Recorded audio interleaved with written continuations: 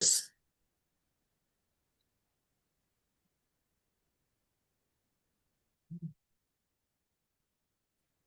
ora. Thank you, Serena. I'm excited tonight to introduce Wendy Scott. Like the Archbishop of Canterbury, I'm told Wendy has a rich background in nursing management. She was the vicar of Pahiatua, including when my cousin was curate. She became archdeacon, then vicar of Fielding, before moving to Hamilton as dean of the Waikato Cathedral. Wendy moved back to Wellington Diocese and has been looking after the Trinity schools in Masterton and now priest in charge at St. Matthew's, Masterton. I've enjoyed seeing Wendy at General Synod and recently saw on one of the Facebook photos that were in the Anglican News Facebook that Wendy was at the installation of the Archbishop of Canterbury, Sarah. And so we're very excited to hear from Wendy and her experience. Kia ora tātou te whānau o Karaiti, no mai haramai. It is so lovely to be with you. A bit of background and thank you, Heather, for your kind words. You actually got it pretty much well sorted. Ko manaia tōku maunga, ko pokakauri tōku awa, ko patu harakeke tōku iwi, ko takahiwai tōku rohui, and ko rangiora tōku marae. Ko Wendy Scott aho. I've been a minister in the Tikanga Pākehā Church for over nearly 20 years. I'm coming up to my 20-year anniversary, I think, this year. And it's pretty special. Yeah, it's been a long journey, but I started in the Diocese of Wellington, had a short sojourn into the Diocese of Waikato, which I enjoyed, but unfortunately my body had other ideas. And so I came back to work and live in the Wellington area. We live in a small town called Pahiatua, which is about 25-30 minutes from Palmerston over the Pahiatua track, and 50 minutes down to Masterton, Whakaoriori, where I am the priest in charge of St. Matthew's. And it's my privilege to lead a really extensive team. And they let me be the priest in charge when they're up to it on a good day. But no, it's a joy. And I want to talk about how I got to have this marvelous opportunity, because I think many of you think, oh God, how did she get there? Because I thought that I had to pinch myself. I was doing my postgraduate study out of San Francisco, and I decided that I didn't really understand the Three Tikanga Church as a new priest, although I had really appreciated the Three Tikanga Church as when I was at St. John's. And so I came back with a real thirst for learning about what it meant as we lived in this Three Tikanga Te Pahure Church. And so I decided to become a General Synod rep for the Wellington Diocese. And then I thought, then they said to me, you got to go on a committee. And I wasn't posh enough to go on the standing committee. So I got to be, it was called Tikanga Pākehā Conferencing Group or something in those days, TPCCG. It had a really long name. And so I went on that, and I ended up chairing it and learned a lot about our church and how it ran. And I was holding that role when an opportunity came up for New Zealand to put forward a Pākehā priest to represent them on ACC. So ACC is the Anglican Consultative Council, which is, or part of that, if you think about the communion with its four-tiered approach to leadership, what they call instruments of the communion. We were looking as a church for a Pākehā priest to be the representative of our Three Tikanga Church. And at that stage, there was a Pacifica layperson. So it's one of the four instruments of the communion where lay people have a place in order to stand. And so it's called every 3 years. ACC. So I got to go to Hong Kong was the first one. And then, of course, that was pretty cool. And met the Archbishop of Canterbury. Well, so I thought that was pretty posh. That was Justin Welby then. And we got our photo taken, and it was me and Faye Tevy and Isaac Beach. So any of you know Isaac, he was our youth representative. And honestly, we just, it's just like we're standing there next to the Archbishop of Canterbury, got our photos taken. That was great. And it was a really interesting experience to see how the communion acts and functions across the whole church. It was pretty special. And Hong Kong, if you know anything about the Chinese people, they're very similar to Māori, very generous in the hospitality. Like you can't leave, every food that they put in front of you is a banquet. So it was like a banquet every night. It was really spectacular. And then COVID hit. And so there was a bit of a lull before the next meeting, which was Ghana. And I went to Ghana and went via Mozambique. Archbishop, oh, Bishop Justin wanted me to look at some of the churches in Mozambique. So I did that on the way to Ghana. And the meetings are usually about a 7-day meeting. It's a long process. Um, and so all this time, I'm being the New Zealand rep for our three tikanga church in Polynesia. And Faye is alongside me. He wasn't able to come to Ghana because something came up with the king, and so he couldn't come. So Isaac was there with me, and seriously, it was that ACC was profound.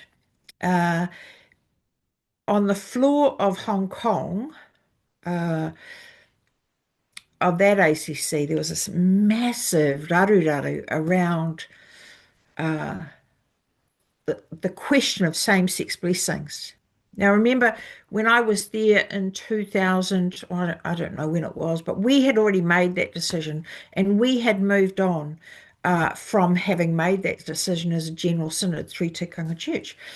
But on the floor of that ACC, there was this huge outcry with the American church and the African church saying you can't make this decision. England can't make this decision because it's not fair on the African church.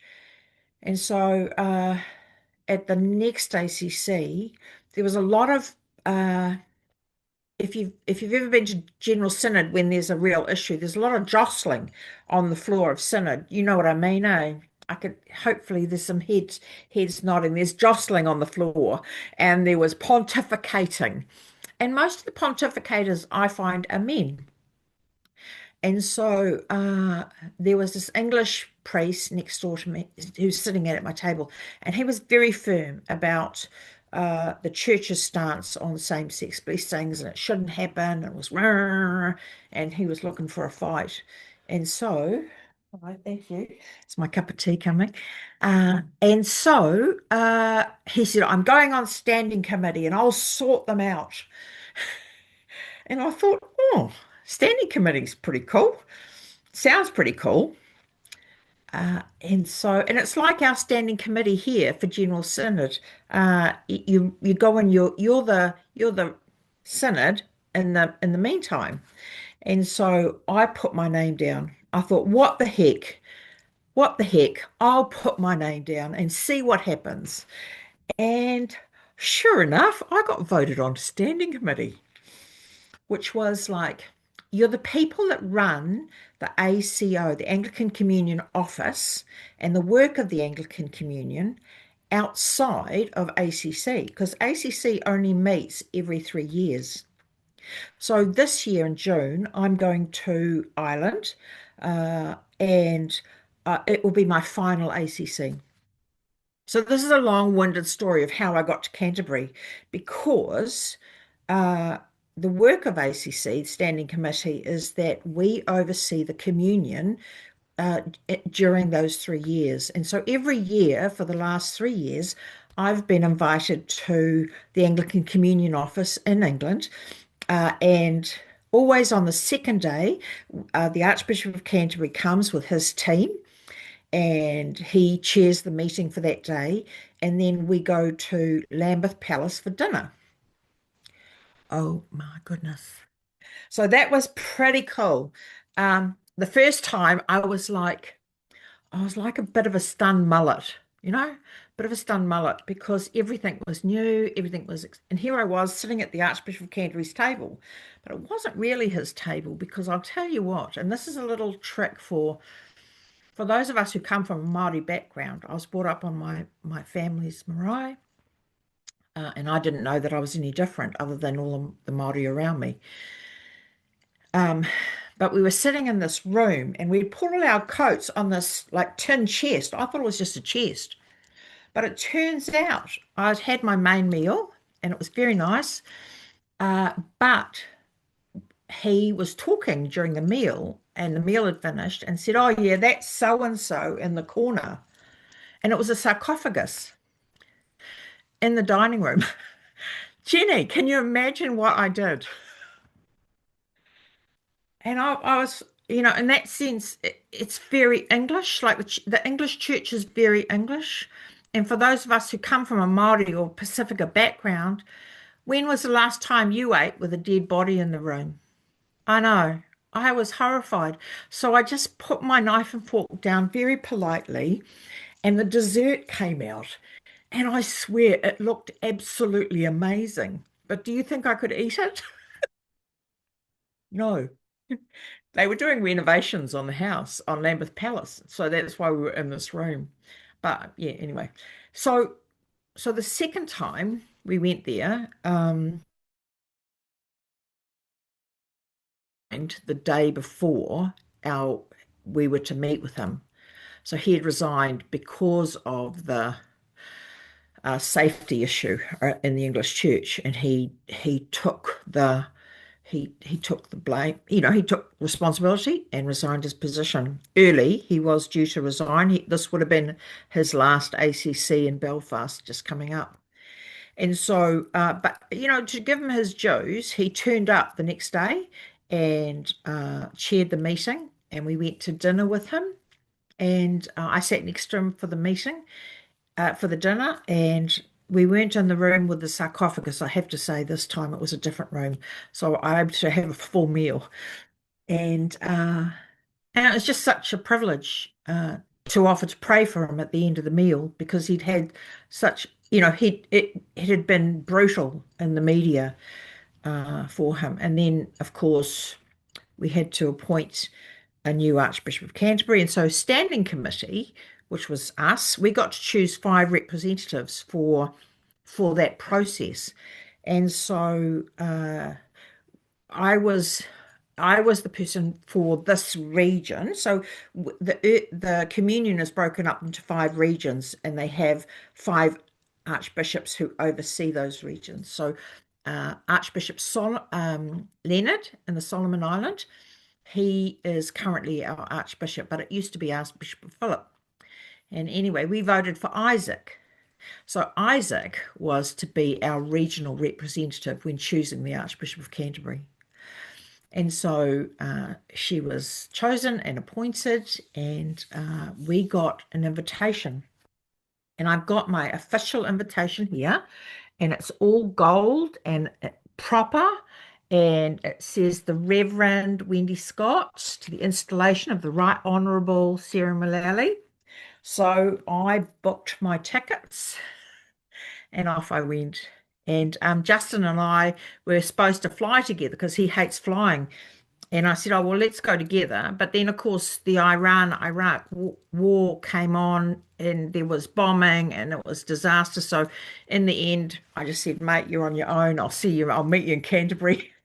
We'll just get there." Because all of our travel arrangements were changed.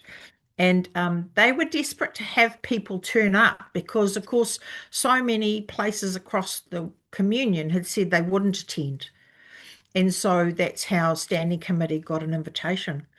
And so I arrived in Canterbury the very minute that she was finishing her pilgrimage. So I was coming through the front gates of Canterbury, I don't know if you've ever been to Canterbury, there's a big sort of portico.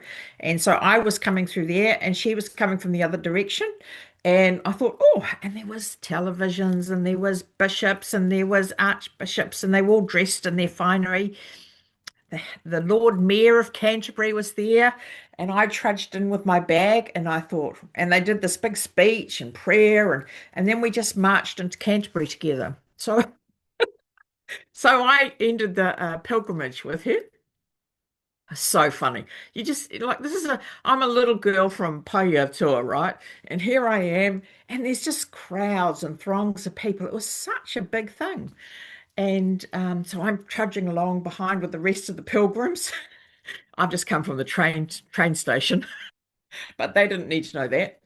Uh, and and that night I went to Evensong, and there was a beautiful Evensong where she was present with many of the hierarchy of the church, and it was probably about 200 people there, and she broke her pilgrimage, and that was really lovely. And then the next day was then they closed the cathedral off after morning. There was that was I think maybe it was a Sunday. Yeah, it was Sunday because it was Evensong. And then the Monday, I woke up early, and just as I was walking past the cathedral, the bells were ringing for morning Eucharist, and it was 8:30. Morning prayer had finished. And I thought, oh, well, I'm come all this way. I may as well make the most of it. So I trudge in because everything's blocked off because they're setting the place up for all the cameras and the security. The security was really heavy, and they were worried that there would be bombings and threats of violence against her. And so uh, I went to Eucharist, and the Dean of the Cathedral took it. And there wasn't a prayer book in sight. And I thought, that is lovely. Here were these people worshipping in the crypt of the cathedral, something that had gone on for centuries, and there wasn't a prayer book at all. And people knew the words. I knew the words. It was 404, the English 404. And I was walking out of the cathedral having had Eucharist and talked to the Dean, and he was very polite and fascinated. And then I bumped into Sarah Mullally. And I thought, oh, I've come all this way. I'll just introduce myself. So I stopped in the door and I said, just to let you know, I've come all the way from New Zealand to see you being enthroned, and I'm really excited to be here. She was very polite, and yeah, thank you. And I said, all the best.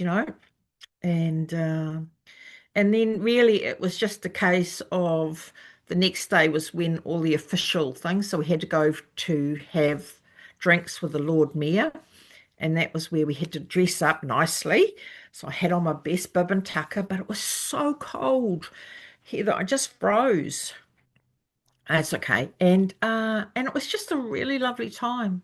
When it came to the time of the enthronement, we had to have our official invitation, our passport, our seat number, and security, and you had to be there an hour before the service. So, and there were queues. There was something like 2,000 people making their way, and you had to only use one gate. So there were queues of people waiting to get in. And I went in with Justin, and Bishop Eleanor was there. If you remember Bishop Alley from the Wellington Diocese, so we hung out a lot together, the three of us, on that day. And I had dinner with her that night, and that was really lovely. Because the archbishops had different, they had other things that we weren't invited to. Just saying. But the ceremony was spectacular. Just and you can only see half of it because I was at the front part. So if you're a Facebook friend of mine, you can look at my post because I did a scan around and showed everybody where I was sitting in conjunction to the Prince and Princess of Wales, who were just a stone's throw cooey. So I could see what her hat was like. It was very impressive. And the Prime Minister was there. The leader of the opposition was there, and it was stunning, just stunning. I guess my every moment was a pinch moment, like how did a little girl from Pahiatua get there, from Takahiwai, um, get there? It was astonishing because you know, it wasn't like you could turn up and there was standing room, like you couldn't get in unless you had your ticket and your passport and your this and that, and your program was on the seat, and I had really great seat, but we were, how the cathedral split in half, so you only saw, so like the below part where the majority of the people were sitting, they got to see half of the ceremony, and then we got to see the other half. And so eventually, it took me about 3 weeks when I came home to watch it. I watched the whole thing on YouTube, and I could see myself, and I thought, oh, there I am. It's real. I was there. And I think what I was struck with was the children asking her the question, who are you? I am Sarah, a follower of Jesus. And I just about wept, because that's who we all are, aren't we? I'm Wendy, I'm a follower of Jesus. It's my biggest claim to fame. And her preaching was great. I thought, like she talked about how she came to know Jesus as a teenager, and where her life and where that journey had taken her. And here she was now, the first woman Archbishop of Canterbury. It was really moving. And it was lovely. You forget the role that the legal component of the English Church. The lawyers are very front row and centre, so they were there. The Dean of the Cathedral, the role he played was significant. And they probably all earned their money. The volunteers were all the cathedral workers. They didn't even get a seat. Like seriously, they were watching on a screen, because I asked one of the ladies where she watched the ceremony from. She said they were down in the crypt watching it on live screen. Um, it was just profound, just profound to have been there to witness something that 10 years ago they didn't even have women bishops. And to think that the church, especially the English church, which moves slower than the Kiwi church, it was like that they've now got a female archbishop, and it was just lovely. The funny thing after the ceremony was Justin and Ali had been invited to the Archbishop of York's after-match function, right? And I was down with the Bishop of somewhere. We got an invitation to this space. And I looked around and I thought, oh, this is boring. There's no one here I know. So I took myself up and I gate crashed the Archbishop of York's party, which had exactly the same food, I have to say. The caterer was exactly the same, so it wasn't like the food was any better. And caught up with the Archbishop of York because he'd spent some time in our Wellington diocese, and I knew him well from that experience, and spent some time with him and his wife and Ali and Justin and Archbishop Sione and Archbishop Don, and we just had a lovely, lovely time. Just a lovely time. And as I say, I had dinner with Ali that night, but I had to be on the plane. I had to be up at 5 a.m. where the beautiful Faye Tevi drove me all the way to Heathrow and put me on the plane to come home. So I don't think I've done anything as stupid as fly to England and then come home in 7 days. You know, like I finished at work on a Friday. I was on the plane the following Saturday, and I was doing Palm Sunday on the following Sunday. I was knackered. And then we had Holy Week. So yeah, it was really so that's my take on it. That's how I got to have a place seated where I was seated.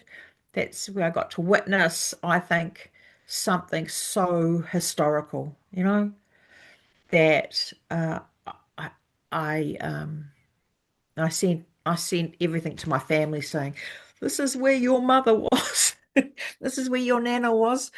Because yeah, for me it was just such a huge privilege and an honor, and just such an honor to represent the church. Yeah. So I think that's enough of me talking. I'm really happy to answer any questions or to talk about anything. Yeah. I now run a really small church. It's lovely.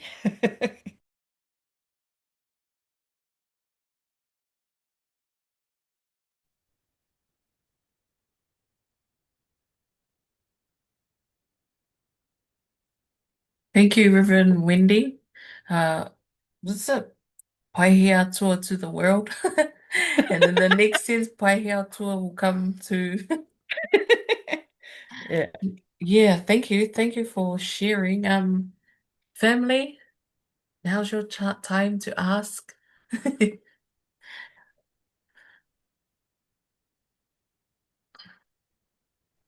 Please unmute yourself and Heather, is that you? Yep. Uh, Thank you so much. That was amazing and yeah, unreal. It's crazy. When I